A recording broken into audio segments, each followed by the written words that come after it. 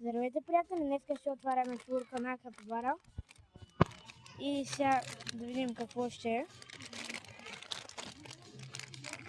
Ето я. О! Yes! Ей, това ми се падна. Най-хубавото. Това е капибара, гледащия компютър. Какво е това? Много ме кеф. Ай, чао! И здравейте, приятели! Днеска ще отваряме и една футболна карта. Футболна фигурка да е. Тя е от GigaChat. Фигурките. Сега да отворим.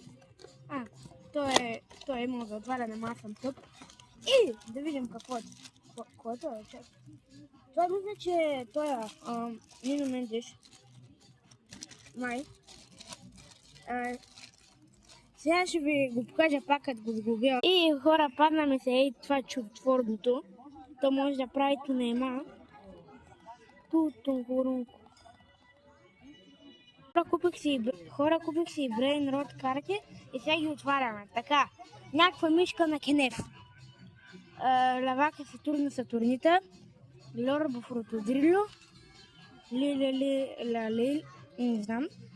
Шимпанзини, бананини. Някаква рандама кула. Вижте, тя е Сигма.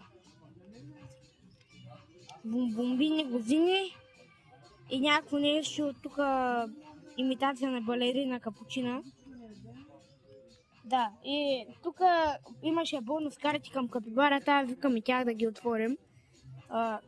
Който и бе. Така, падна ми се това.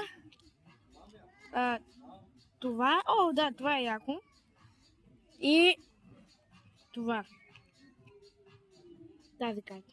Най-много ме изкефи капибарата. На второ място бе той, защото може да прави тунема. Тункурунко. Нема. Тунема.